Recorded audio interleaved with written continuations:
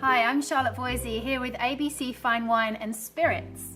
It's always 5 o'clock somewhere, which means it's always time for the most iconic cocktail of them all, the martini. Now, I've never met two people who can agree on exactly how a martini should be made. But if there's one thing that everyone does agree on, it's that a martini should be cold. And you'll see what I've done here is I've started to chill down my martini glass.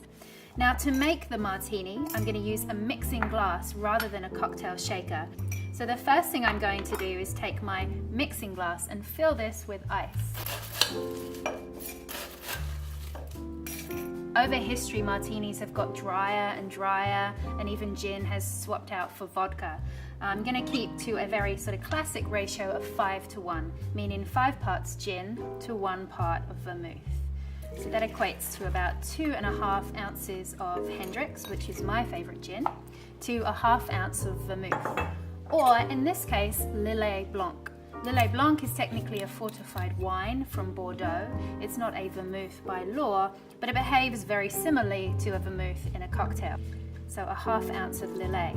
And just as vermouth should be, Lillet should always be kept refrigerated between martini making. Now that we have our ingredients ready, I'll just top up with a little bit more ice. The more ice you can pack in the mixing glass, the better. Now, the action of stirring is important. First of all, you need a bar spoon. A normal teaspoon just won't do here. The spoon goes into the glass, the back of the spoon flush against the inside of the glass, and a little bit like you might hold some chopsticks, you're looking just to swirl the spoon around and around. And it's not just around flat, it's actually mimicking the motion of a horse on a carousel. It's round and round and up and down. Once you get that rhythm, you can start to build up your speed. Now, I was always taught 20 times one way and 20 times the other way. It may be superstition, but it generally gives you about the right amount of time needed to properly chill down, dilute, and integrate the ingredients together for your martini.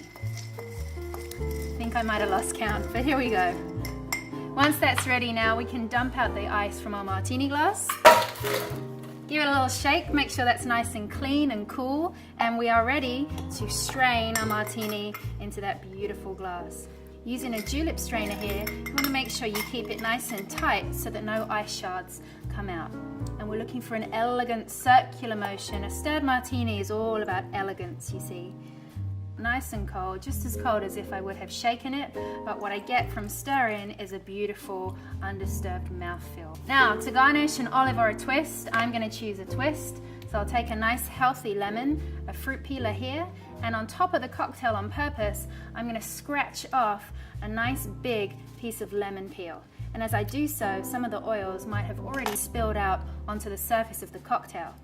Now, what you want to do with your twist here is hold it between 2 hands, your fingers like so, hold it just above your martini, and then when you're ready, give it a snap, and you'll see the oils burst out. They'll sit on top of the cocktail because they're made of oil, and then the twist can follow in gracefully like so. That is how to stir a classic martini, arguably the most iconic cocktail of them all.